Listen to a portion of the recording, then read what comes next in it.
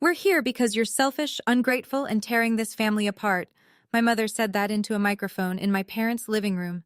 On my 30th birthday, 40 people sat in folding chairs, staring at me. My father held a 3-page list of everything I'd done wrong since I was 8. My sister aimed her phone at my face. Live on TikTok. I didn't cry, I didn't leave. I sat there, waited for them to finish, and then I said 6 words that changed everything. Funny, I've been recording too. What happened in the next 11 minutes ended 6 relationships in that room, and my sister deleted her entire TikTok before she made it to the car. Before I go on, please take a moment to like and subscribe, but only if you genuinely connect with this story. Drop your location and local time in the comments. I'd love to know where you're watching from.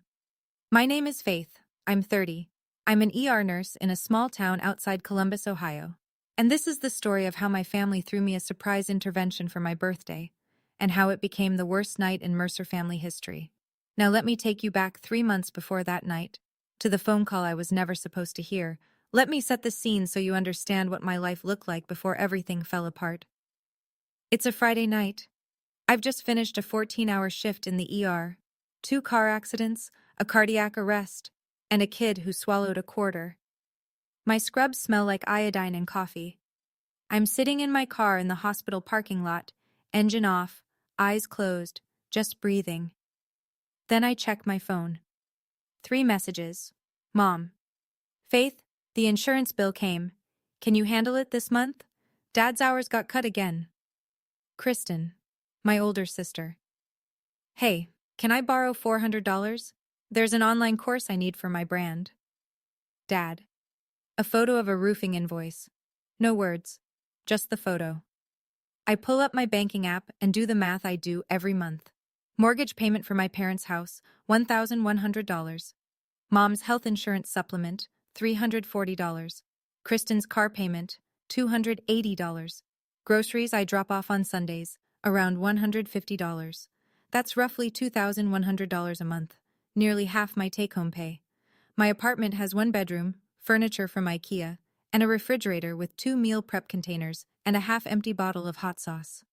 I drive a 2014 Civic with 130,000 miles. I haven't taken a vacation since I graduated nursing school. 8 years. Not one. And here's the thing. I never complained. Not once. I'd grown up watching my grandmother Ruth stretch every dollar. And she taught me that family takes care of family. So I took care of them. I just didn't realize the difference between taking care of someone and being taken from. But I was about to find out. Because the money I'd been sending? Not all of it was going where I thought. Sunday dinner at my parents' house. Every week, same routine. I show up at 4, help Mom prep, set the table, wash whatever's in the sink from the night before. By the time everyone sits down, I've already been working for an hour. This particular Sunday, Mom is glowing. She's telling Dad about Kristen's TikTok account. She's building a personal brand, Gary, life coaching. She already has almost 2,000 followers. Dad nods like Kristen just got into Harvard. I wait for a pause. I got promoted last week, I say. Charge nurse, it's a leadership position. Mom reaches for the bread basket. That's nice, honey. Can you grab the salad from the fridge? Kristen arrives 45 minutes late. She's carrying a bottle of wine. Not expensive, but the gesture earns her a hug from Mom at the door. I've been here since 4. Nobody hugged me. She sits down across from me, tossing her hair back, and I notice her earrings. Small pearls, vintage setting. I've seen that setting before. Those are pretty, I say. They look like Grandma Ruth's. Kristen shrugs. Aunt Jeanette gave them to me, said Grandma didn't want them anymore. I glance at Mom. She's suddenly very interested in her mashed potatoes. Grandma Ruth wears her pearls every time I visit. Every single time. She didn't give those away. But nobody at the table wants to talk about it, so I let it go. That's what I did. I let things go. I let the comments go, the favoritism go, the silence where gratitude should have been. I was good at letting things go. Until the night I couldn't. 3 months before my birthday, a Tuesday evening, I stop by my parents' house to pick up a jacket I'd left the Sunday before. The back door is unlocked. It always is. I step inside. The kitchen light is on. I hear voices. Mom and Kristen, around the corner. I almost call out. Almost. Then I hear my name. We do it on her birthday, Mom says. Everyone's already coming. We sit her down and we tell her the truth. She's selfish, she controls us with money, and we're done walking on eggshells around her. My hand freezes on the doorframe. Kristen laughs. I'll film the whole thing. This is exactly the kind of content my page needs. Raw, real family stuff. Kristen hesitates. What if she stops paying? Mom laughs. Short, confident, the way you laugh at a child who threatens to run away from home. She won't. She's been paying for 8 years. She didn't stop when I forgot her college graduation. She didn't stop when your father called her career just bedpans and paperwork. She's not going to stop because of one evening. But what if... If she does, then 40 people just watched us beg her for help. She walks away after that. She proves everything we said. She's trapped either way. Good, Kristen says. And if she makes a scene, even better. Shows everyone she can't handle the truth. I stand there for maybe 10 seconds. It feels like 10 minutes. My pulse is in my ears. My legs feel hollow. I back out through the door without making a sound. Get in my car, sit in the driveway with my hands on the steering wheel, staring at the garage door. I stay there for 20 minutes. Then I call Naomi. She's been my best friend since college. She's also a civil rights attorney. I tell her everything, word for word. She listens, doesn't interrupt. When I'm done, she asks one question. Do you still have that voice recorder app from the malpractice scare last year? I do. I'd installed it when a patient's family threatened to sue the hospital. Naomi had recommended it. Keep it, she says, and start using it. I didn't plan revenge that night. I planned survival. I just didn't know yet how much I'd need it. Over the next few days, I do what I do best. I make a list, not of emotions, of consequences. If the intervention happens, and I just sit there and take it, 40 people walk out of that room believing I'm the selfish daughter who tears her family apart. 40 people in a town where everyone knows everyone. 3 of those people work at my hospital. Mom invited them. I find that out through Naomi, who screenshots a Facebook message from a mutual friend. Mom wrote to Marcus, my direct supervisor, Carla from the ER, and Dr. Pham. She told them it was a surprise birthday gathering and that she'd love for Faith's work friends to show support. Show support. That's what she called it. If Marcus watches my mother publicly dissect my character, every interaction I have with him after that is filtered through, her own family thinks she's a problem. In a small hospital, reputation is currency, and my mother is about to bankrupt mine. If I fight back at the intervention, if I argue, if I raise my voice, I become the proof. See, this is exactly what we're talking about. If I don't show up at all, Mom tells everyone, she didn't even come. That's how selfish she is. 3 doors, all of them traps. I explain this to Naomi over coffee, my hands wrapped around a mug I'm not drinking. She stirs her latte and says, they set the stage. You didn't choose the audience, but you can choose what gets performed. What does that mean? It means you need a 4th door. I stare at her. She stares back. And that's when the plan stopped being about survival and started being about truth. Here's something most people don't know about Ohio. It's a one-party consent state. That means if I'm part of a conversation, or even just present in the room, I can legally record it. Naomi confirmed it twice, so I start recording. Not with a hidden camera, not with anything dramatic, just an app on my phone. I open it before I walk through my parents' door every Sunday, and I close it when I leave. Simple as that. The first week, nothing. Mom talks about a church bake sale. Dad watches football.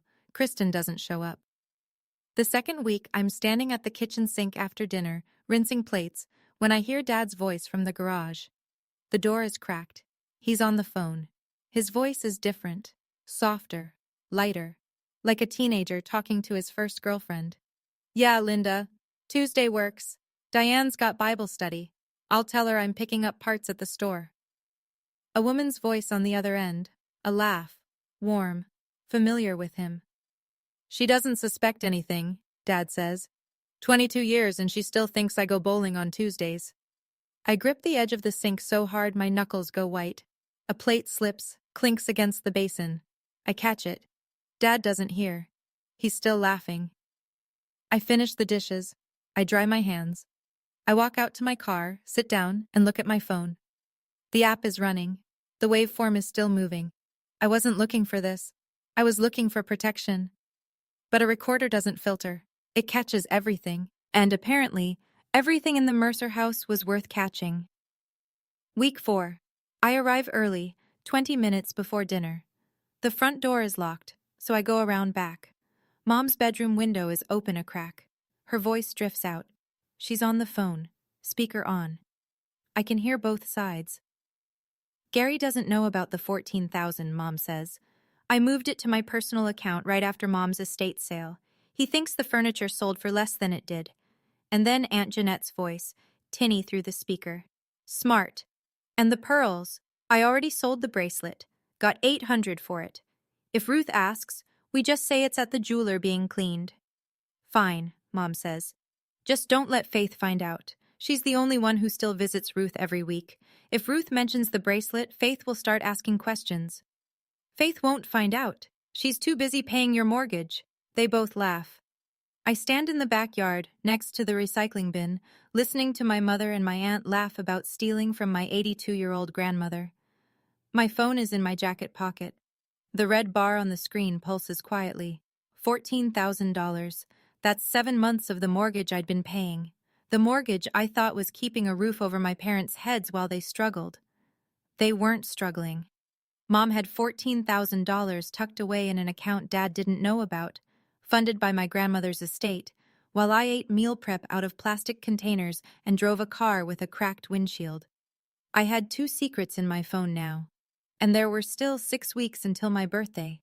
6 weeks of Sunday dinners, 6 weeks of smiling through the door. I could do that. I'd been doing it for years. The next Sunday, Derek doesn't come to dinner. He's picking up an extra shift, electrical work at a new development on the edge of town. He works hard, always has.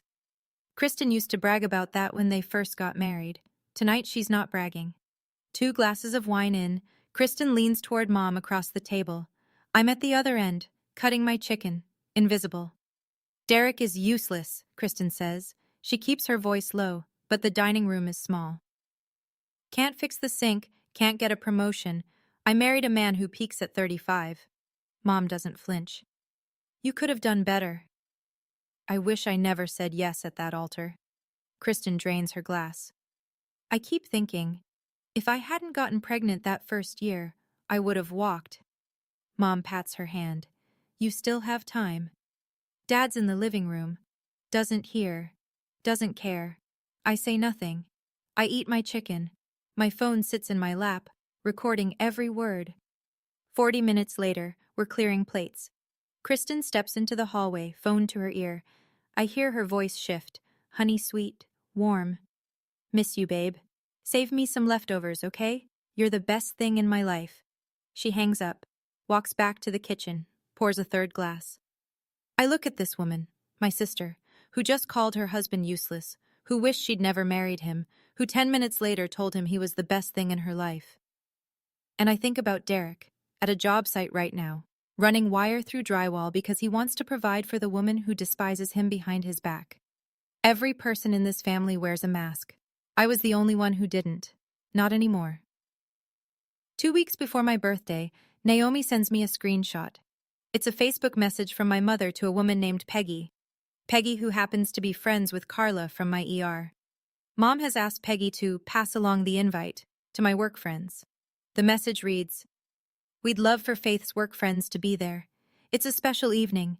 We want the people who matter most to her to show their support." I stare at that phrase, show their support. Then Naomi sends a second screenshot. Mom messaged Marcus directly. Marcus, my supervisor. The man who signs off on my schedule, my evaluations, my future at that hospital. Marcus, you've known Faith for years. I think it would mean the world to her if you came. My hands are shaking. This is the first time in this entire process my hands shake. I call Naomi. My voice cracks once, and then I steady it. She invited Marcus, and Carla, and Dr. Pham. Silence on the line. That changes things, Naomi says. That's my career, Naomi. If Marcus sits in that living room and watches my mother call me selfish and ungrateful, if he sees my father reading a list of my sins like I'm on trial, he'll never see me the same way. Nobody will. Then we don't just survive the night, Naomi says. We make sure the truth is louder than their script. I close my eyes, take a breath, the kind I take before a code blue. Deep, deliberate, separating the panic from the protocol. My mother weaponized my birthday, my living room, and my workplace, all in one invitation. She thought she'd covered every angle. She didn't know about the fourth door. Naomi and I sit in her car outside a coffee shop 10 days before my birthday. Engine off, rain on the windshield. Ground rules, Naomi says. She counts on her fingers. 1. You walk in like it's a normal party. You smile. You greet people. You don't signal anything. Okay. 2. When they start, you let them talk. All the way through. Don't interrupt. Fine. 3. When they finish, you ask to speak privately. One time. Calmly. Clearly. Can we discuss this in private? Just the family? And if they say no? That's rule 4. If they refuse to stop, if they insist on doing this in front of 40 people, then the recordings play. Their choice. Their stage. Your truth. I nod. Ohio is one-party consent, she says for the third time. You were present for every conversation you recorded. It's legal. The consequences are social, not criminal. Nobody goes to jail, but nobody hides either. I look down at my phone. 4 files in a folder I've labeled insurance. Not because I'm being clever, because that's what they are. File 1, Dad and Linda. File 2, Mom and Aunt Jeanette, the money and the jewelry. File 3, Kristen on Derek. File 4, Mom and Kristen planning the intervention. I back them up to cloud storage, send copies to Naomi's email. One more thing, Naomi says. She reaches into the back seat and sets a small Bluetooth speaker on the console, black, the size of a soda can. Your phone speaker won't cut it for 40 people. I pick it up. It's light. It doesn't look like much. You don't have to yell, she says. You just have to press play. I hope I won't need it, but I've stopped hoping for much when it comes to my family. Saturday morning, one day before my birthday. I drive 40 minutes to Maple Ridge, the assisted living facility where Grandma Ruth lives. Her room smells like lavender lotion and old books. She's sitting by the window in her wheelchair, working a crossword puzzle with a pen. Not pencil. Pen. That's Grandma Ruth. There's my Saturday girl, she says when I walk in. I pull up a chair. We do what we always do. She tells me stories about Grandpa Earl. I bring her butterscotch candies. We watch 15 minutes of Wheel of Fortune together even though it's a rerun. So, she says during a commercial, big birthday tomorrow. Your mother planning something? She is. Good. She adjusts her reading glasses. I hope she's being kind about it. I don't answer. Grandma reaches over and takes my hand. Her skin is thin as paper, but her grip is firm. Your grandfather always said the Mercer women are loud, but the strong ones are quiet. I squeeze back. Then she asks about the jewelry, casually, the way she asks about everything, like she already knows the answer but wants to see if you'll tell the truth.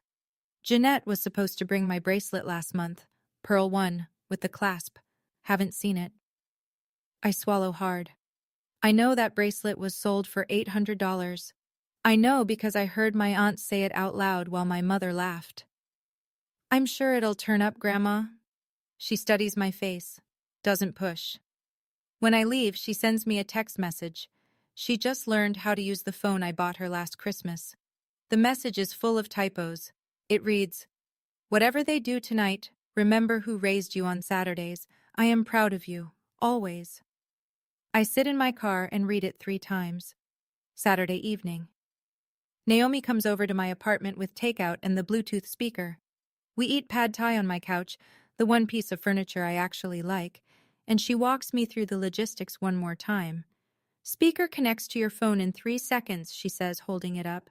I tested it at my office. Clear audio from across the room. I'll keep it in my purse with the top unzipped. Where will you sit? Back row, close to the door. If things go sideways, I'm right there. I pick up the speaker. It's so small, a little cylinder of black plastic. Tomorrow night, it might be the loudest thing in the room. If I don't use it, I say, we go home, we eat cake, and I spend my 30s in therapy. Naomi doesn't laugh. And if you do use it? Then at least the right people are embarrassed for once. She pauses, chopsticks midair. Faith, I need you to hear this. Once you press play, you can't unring that bell. Your dad's affair, your mom's money, Kristen and Derek, all of it, out in the open, in front of everyone. There's no version of tomorrow night where things go back to normal. Naomi. Normal is me paying their mortgage while they plan a public humiliation. Normal is my sister calling her husband useless and then filming my intervention for content. Normal was never good. She nods, slowly. We sit in silence for a minute.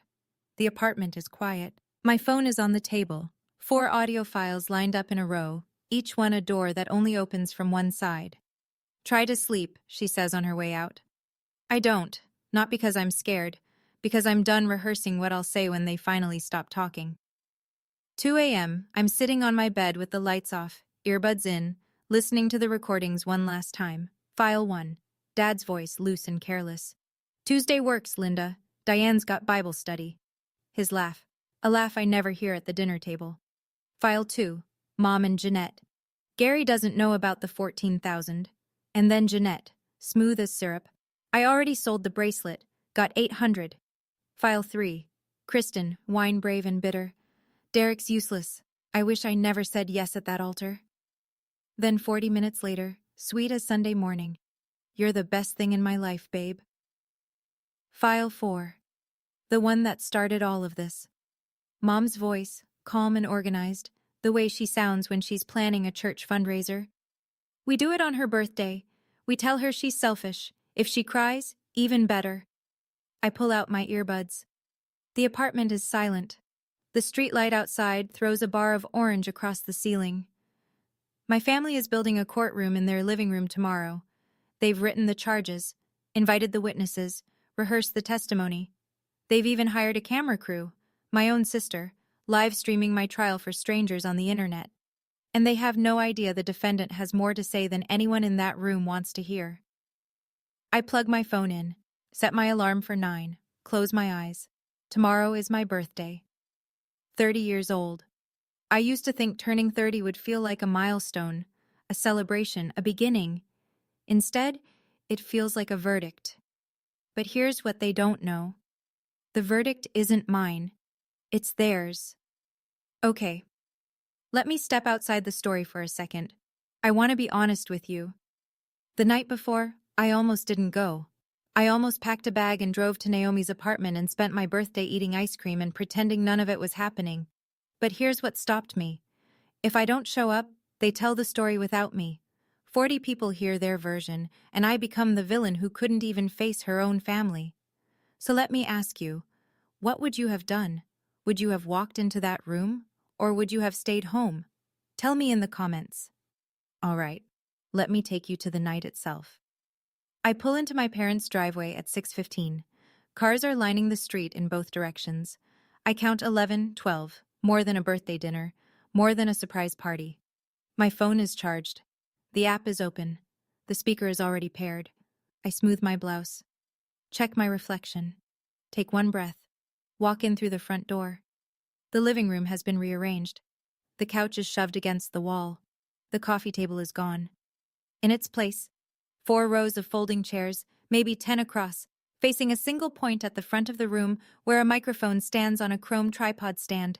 Behind it, taped to the wood paneling, a banner, white butcher paper, blue marker, block letters. We love you enough to tell the truth. No cake, no streamers, no presents. I scan the room, 40 faces, some smiling nervously, some avoiding my eyes. I spot them one by one. Marcus, my supervisor, in the second row, arms crossed. Carla beside him, clutching her purse. Dr. Pham near the back, looking confused. Neighbors I've known since childhood. 2 of Mom's Bible study friends in matching cardigans. Cousins I see once a year at Thanksgiving. Kristen's college roommate. And there, in the far corner, Kristen, Standing behind a tripod, phone mounted, red dot blinking, she's live. Naomi is in the last row near the door, her purse on her lap. The zipper open 2 inches. She gives me the smallest nod. I look at the microphone, at the banner, at 40 people who came to watch my family put me on trial. Then I look at the one empty chair in the front row, center, facing the crowd, my seat. I sit down. Mom steps up to the microphone. She's wearing her good blouse, the cream one she saves for church. Her hands are steady. She smiles at the room the way she smiles at potluck dinners, warm and practiced. "Thank you all for coming," she says. "I know this isn't what Faith expected tonight, but as a family, we decided it was time to be honest." She pulls a folded sheet of paper from her pocket, opens it slowly. "Faith, honey, we love you, but we can't keep pretending everything is fine." She reads. She tells the room I'm selfish, that I hold money over their heads like a weapon, that I decide when and how much I give like we're a charity case. She tells them I'm cold, that I never call my father on Father's Day. She doesn't mention that Dad hasn't answered his phone on Father's Day in 3 years because he's always out picking up parts. She tells them I'm tearing the family apart, that Sunday dinners have become tense because of my attitude. She pauses, looks at me with practiced tenderness. "We're not doing this to hurt you, Faith. We're doing this because nobody else had the courage." The room is dead quiet. I hear a folding chair creak. Someone coughs. Marcus uncrosses his arms and leans forward. He's watching. I can feel it. 2 of Mom's Bible study friends are nodding along. The woman in the green cardigan dabs her eyes. She's buying every word. I sit perfectly still, hands on my knees, face neutral. The way I look when a patient's family is yelling at me in the ER, calm, present, absorbing, because Mom isn't finished. And neither is Dad. Dad stands up. He doesn't look at me. He reaches into his shirt pocket and pulls out 3 pages, lined paper, folded in thirds, covered in handwriting. I recognize the handwriting instantly. It's not his. It's Mom's. She wrote the list. He's just the delivery man. He clears his throat. "Faith, your mother and I, we made this together. It's a record of patterns, things we've noticed." He starts reading.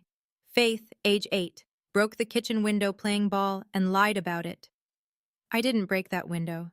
Kristen threw a softball through it. I was in the backyard, and I was the one who got blamed because Kristen cried first. "Faith, age 13, told her aunt she didn't want to go to church camp." Correct. Because church camp was in July and I had a summer reading program at the library. Mom said I was being difficult. "Faith, age 15, refused to let Kristen borrow her car for prom." I was 15. I didn't have a car. Kristen wanted Mom's car. Mom said no. I got blamed. "Faith, age 22, moved out without asking permission." 22, moved out. Without asking permission. He reads for 7 minutes.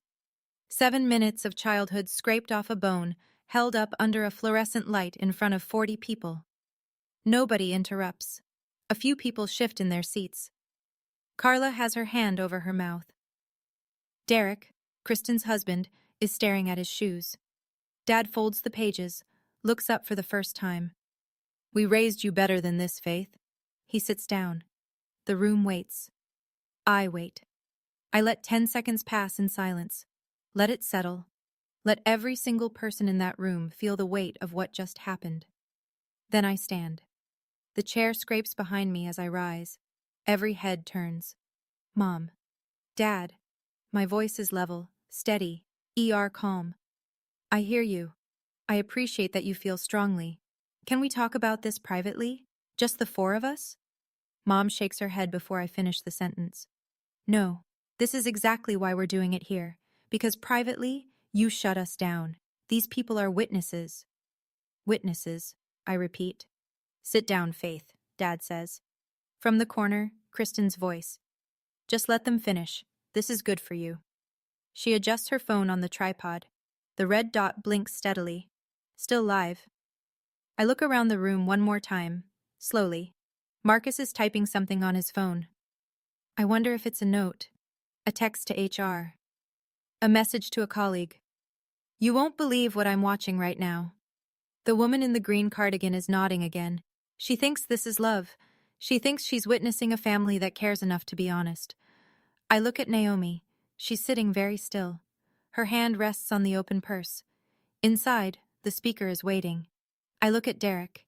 He's staring at Kristen's tripod with an expression I recognize from the ER. Confusion tipping into dread. I take a breath. The same breath I take before I call time of death. Not because this is the end. Because it's the beginning of something that can't be taken back. Okay, I say. You've had your turn. I open my purse, pull out my phone. I hold it up so the room can see. Funny, I've been recording too. The room goes absolutely silent. And then I press play. The Bluetooth speaker comes alive from Naomi's purse. Clear, loud, every syllable razor sharp. Dad's voice fills the room. Yeah, Linda, Tuesday works. Diane's got Bible study. I'll tell her I'm picking up parts at the store. A woman laughs on the other end. Warm, familiar.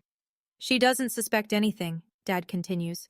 22 years, and she still thinks I go bowling on Tuesdays. Silence. Total silence. The kind of silence that has texture, thick and suffocating. Mom turns to Dad. Her face drains. Not slowly. All at once, like someone pulled a plug behind her eyes. Dad lunges forward in his chair. Turn that off! Turn that off! I don't move. The recording keeps playing. Dad's voice, easy and light. I'll bring dinner, that Italian place you like. She'll never know. The woman in the green cardigan stands up. She looks at Mom, then at Dad, then at the door. She picks up her coat and walks out without a word. Her friend follows. Mom's hand grips the back of a folding chair so hard her knuckles turn yellow-white. She's staring at Dad, not at me. At him. Gary, she whispers. Diane, it's not... You have to understand. 22 years? Her voice cracks. Bowling? The room is vibrating. People are looking at each other, looking away, looking at the floor. Marcus has put his phone face down on his thigh. I touch my screen. The recording stops. I look at the room. My voice is even, calm as a chart note. That's recording 1. I pause. There are 3 more. Nobody breathes. Nobody moves. The banner behind me, "We love you enough to tell the truth," has never been more ironic. I press play on the second file. Mom's voice this time, confident, conspiratorial, the tone she uses when she thinks no one important is listening. Gary doesn't know about the $14,000. I moved it to my personal account right after Mom's estate sale. He thinks the furniture sold for less. And then Aunt Jeanette, tinny through the speakerphone in the recording. Smart. And the pearls, I already sold the bracelet, got $800 for it. If Ruth asks, we just say it's at the jeweler being cleaned. Dad turns to Mom. His face is a wreck, half guilt from the first recording, half fury from the second. $14,000, he says. From Ruth's estate? You told me the auction brought in $4,000 total. Gary, that's taken out of context. Aunt Jeanette is in the 3rd row. She bolts to her feet like the chair burned her. Diane, you told me no one would ever find out. The room erupts, not screaming, murmuring, a low, rolling wave of whispered disbelief. A cousin I barely know leans toward Jeanette. You sold Grandma Ruth's bracelet? The pearl one? Jeanette's mouth opens, closes, opens again. Nothing comes out. Mom's Bible study friend, the second one, the one who stayed, stands up now, clutching her purse. She looks at Mom with an expression I can only describe as revision, like she's rewatching every conversation they've ever had through a new lens. She leaves. Dad is gripping his knees. Mom is standing alone by the microphone, the paper with her speech crumpled in her hand. I stop the recording. That's 2. 4 relationships cracking in real time. And I still have 2 files left. The room is no longer watching me. They're watching each other. I look at Kristen. She's standing behind her tripod, but the red dot is gone. At some point during the first 2 recordings, she killed the live. But it doesn't matter. Hundreds of people already watched the first half. The damage is in the cloud now. Her eyes are wide. She knows what's coming. I press play. Kristen's voice, slightly slurred from wine, fills the room. Derek's useless, can't fix the sink, can't get a promotion. I married a man who peaks at 35. Mom's voice in response. You could have done better. Kristen again. I wish I never said yes at that altar. The audio is pristine. Every consonant, every breath. Derek is in the second row. He was sitting with his hands clasped between his knees, confused and quiet through everything before this. Now he goes still. A different kind of still. Not shocked still. Recognition still. Like a sound he always suspected but never heard clearly just came through in high definition. He stands, slowly. Doesn't look at me. Doesn't look at Mom or Dad or Jeanette. He looks at Kristen. She sees him. Her face collapses. Derek, wait. That's not what I didn't mean it like... He says nothing. Not a single word.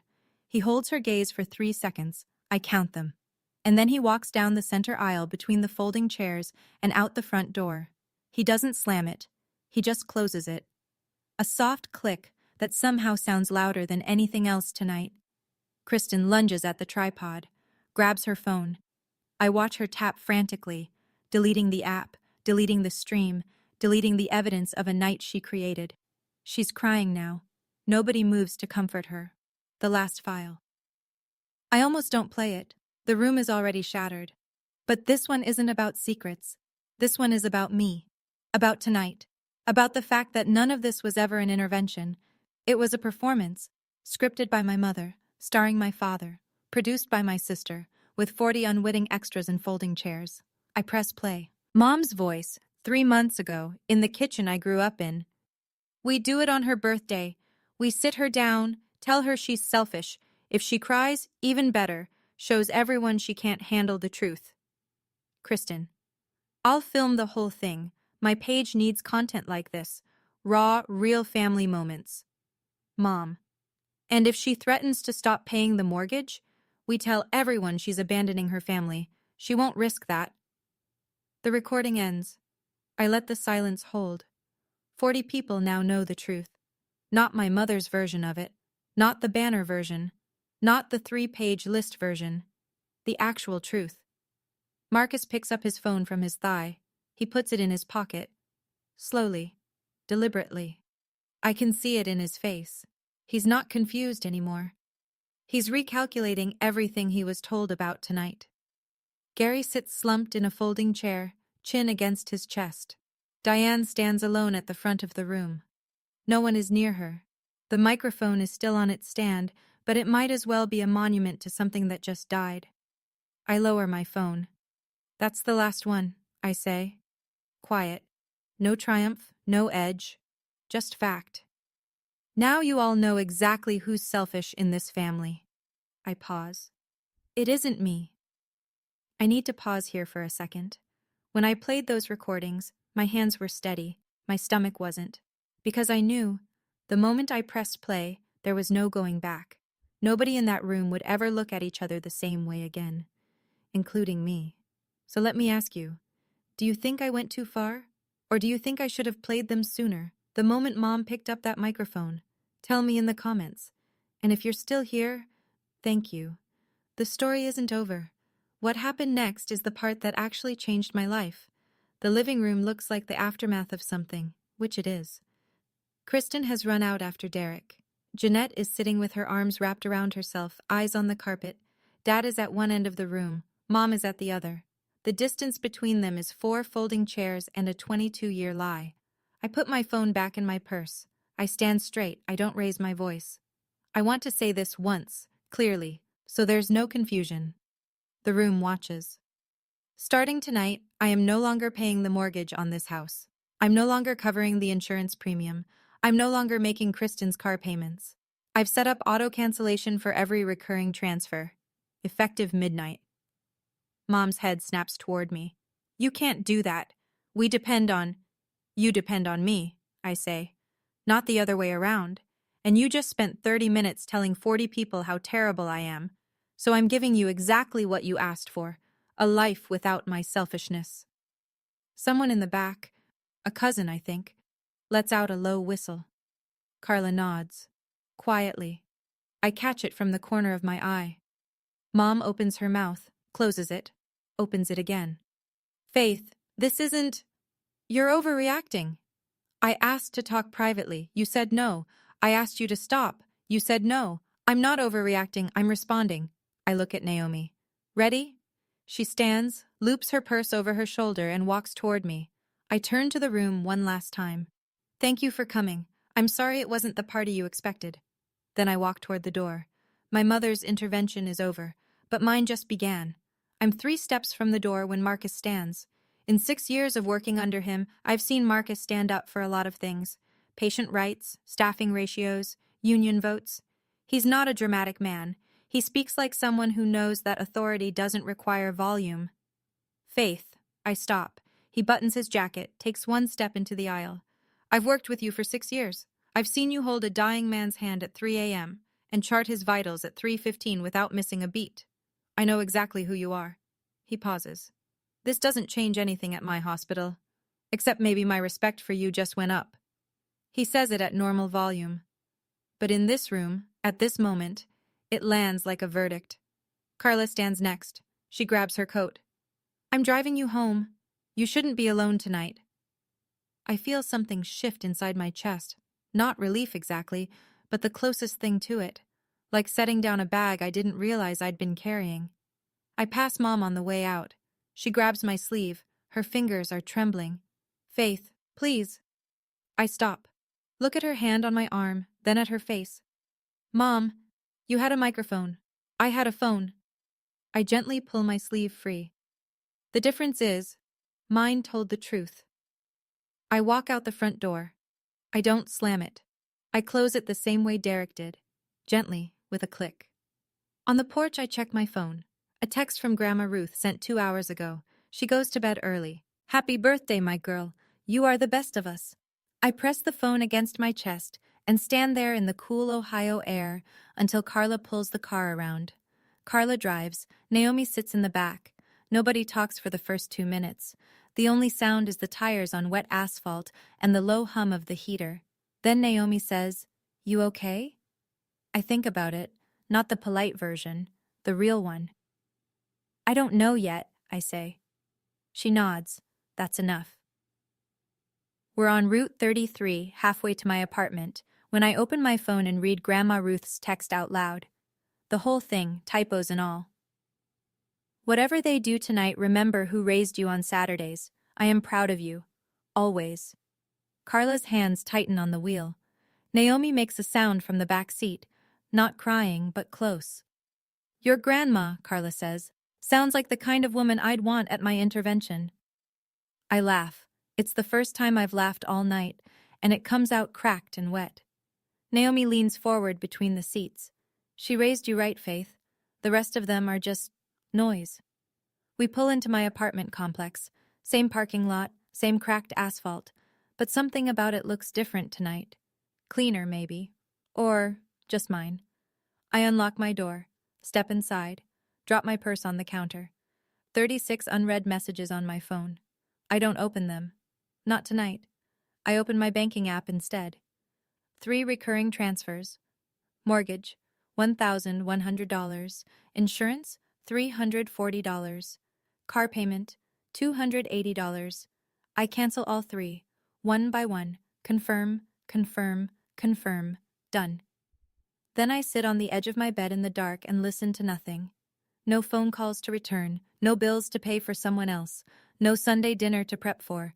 For the first time in 8 years, my paycheck is just mine. It's quiet, it's small, it's everything. Monday, the day after, Dad moves out. Not dramatically, no suitcases on the lawn. He just packs a duffel bag and drives to his friend Bill's house. Doesn't tell Mom. She comes home from the grocery store and finds his side of the closet half empty. She calls me 14 times that day. I don't pick up, not because I'm punishing her, because I have nothing left to say. Day 3. Kristen calls. She's sobbing so hard I can barely understand her. Derek filed for separation. He won't talk to me. He changed the locks. I'm sorry to hear that, Kristen. You ruined my marriage. I close my eyes, hold the phone an inch from my ear. You ruined your marriage in that kitchen 6 weeks ago. I just pressed play. She hangs up.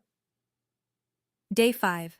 I get a call from a cousin I haven't spoken to in years. He tells me he called Grandma Ruth to check on the bracelet. Ruth said, "My bracelet." She told me it was at the jeweler for cleaning. That was 4 months ago. He confronted Jeanette. She admitted she sold it. He told the rest of the family. Jeanette's phone has been silent ever since. Ruth asked me to stop by Saturday. "I want to hear this from you," she said. Not them. Day 7. Mom posts a status on Facebook. Long, emotional. "Our family is going through a difficult season. We ask for your prayers and your grace." Nobody likes it. Nobody comments. The 2 Bible study friends have unfriended her. 1 week. That's all it took. Not for things to fall apart. They'd been falling apart for years. 1 week for the glue to dissolve. And the glue was me. It was always me. A month passes. The dust doesn't settle. It rearranges. I sit down with my banking app and a cup of coffee and do the math I should have done years ago. That $2,100 a month I was sending home? Here's where it goes now. Student loans, paid off in 6 weeks. The remaining balance was $3,800. Gone. I open a retirement account for the first time in my life. I'm 30 years old, and I've never put $1 toward my own future. I set up auto deposit, $200 a month to start. It's not much. It's mine. I book a flight to visit Grandma Ruth. Not a 40-minute drive. A proper visit, 2 days, a hotel nearby, so I can spend the mornings with her and not rush. At the hospital, nobody brings up that night. Not once. Marcus greets me the same way he always does. Brief nod, straight to business. But he assigns me to the new trauma protocol committee. It's extra responsibility. It's also trust. I'll take it. Carla and I start having lunch every Wednesday. We never had before. She tells me about her daughter's soccer games. I tell her about Grandma Ruth's crossword addiction. Normal things. Easy things. One Saturday, I walk into a hardware store and buy a pothos plant. $5. I set it on my kitchen counter, in the spot where my phone used to sit, while I calculated how much I owed everyone else. Naomi texts me that evening. "How does freedom taste?" I take a photo of the plant and send it back. Like a $5 plant from the hardware store. She sends a row of laughing emojis. I smile at my phone in my empty apartment, and it doesn't feel empty at all. 6 weeks later. I walk out of the hospital after a double shift. My feet hurt. My scrubs smell like antiseptic. I'm thinking about leftover pasta and my couch. Then I see her. Mom is standing by my car, arms folded, no coat, even though it's 40 degrees. "Faith." "Mom. I'm your mother. You can't just cut me off."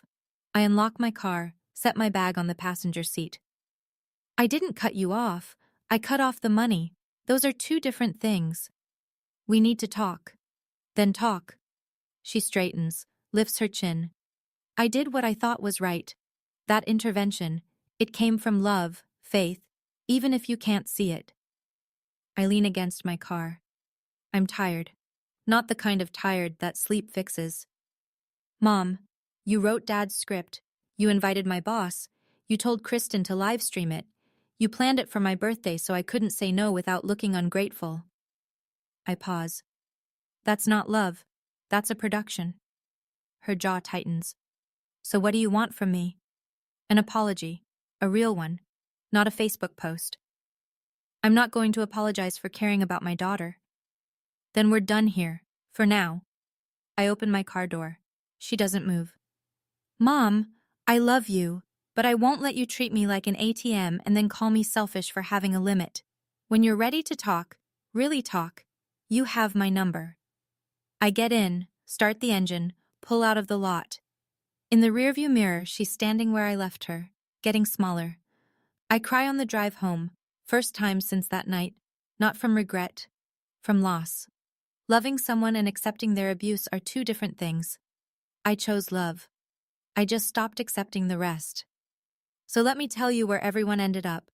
Dad and Mom separated officially. Dad's living in a 1-bedroom apartment near the hardware store on 5th. He called Linda after the party, the woman from the recordings. She didn't pick up. Turns out Linda has a husband, 2 kids, and a mortgage of her own. Dad was her Tuesday distraction. Nothing more. He lost his wife and his fantasy in the same night. Kristen and Derek finalized the divorce 3 months later. Derek kept the house.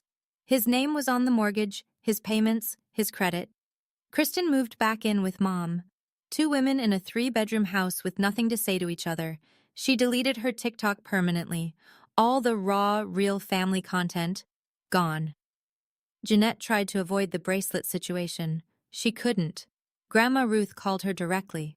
I was there for that conversation, sitting in Ruth's room at Maple Ridge, and told her, I want the money or the bracelet, pick one. Jeanette doesn't have either. She spent the 800. The family barely speaks to her now. Mom still calls me.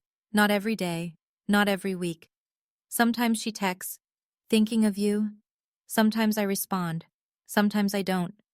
There's no schedule, no obligation, no autopay. And me? I'm 31 now. I still work at the hospital. I still drive the Civic, though I fix the windshield. I still visit Grandma Ruth every Saturday. I still eat meal prep. But the containers are better now. Glass, not plastic. Small upgrade. Mine. I didn't destroy my family. The truth did. I just gave it a microphone. And maybe that sounds cold. But here's what I've learned. The truth doesn't destroy strong things. It only destroys the things that were held together by lies. Let me talk to you directly for a minute. I'm not telling you to go record your family. I'm not saying you should cut people off or make a scene at your next holiday dinner. Every family is different. Every situation has its own weight. But if you're listening to this and something feels familiar, if you're the one paying bills for people who call you ungrateful or showing up early to set the table while someone else shows up late with a bottle of wine and gets the hug, I want you to hear this. You are not selfish for having a limit. You are not ungrateful for expecting respect. And you are not tearing your family apart by refusing to hold it together at your own expense. Boundaries aren't walls. They're doors. You decide who walks through and when and under what terms. That's not cruelty. That's clarity.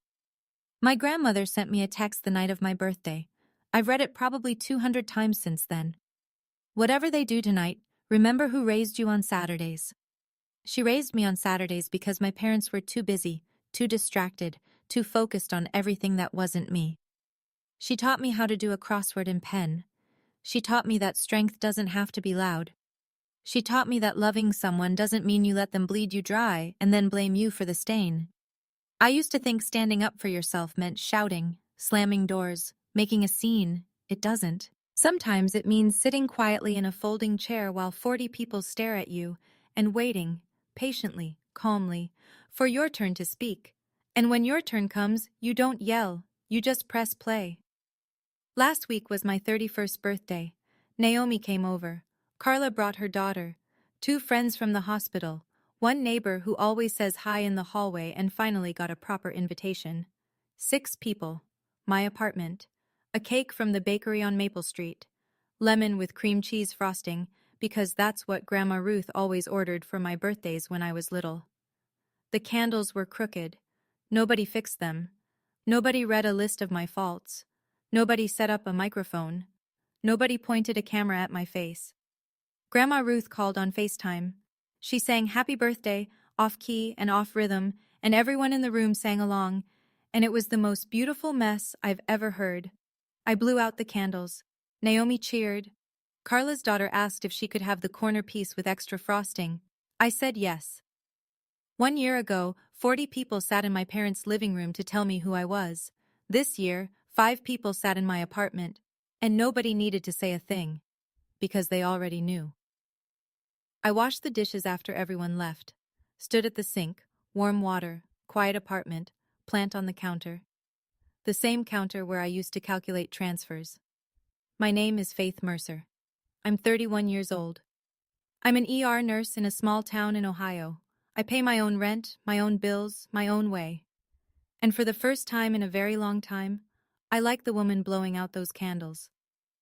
The best birthday gift I ever gave myself was the truth. The second best was silence. And the third, the one I'm still unwrapping, is the sound of my own life, finally, with nobody else's noise in it. If you made it all the way here, thank you, genuinely. This story wasn't easy to tell, and I know it wasn't easy to hear, But if you've ever had to set a boundary with someone you love, if you've ever had to choose between keeping the peace and keeping yourself, you're not alone. I'd love to hear from you. What's the hardest boundary you've ever had to set? Tell me in the comments. And if you want to hear another story that might hit even harder, there's one linked in the description. Click it, like, subscribe, and I'll see you in the next one.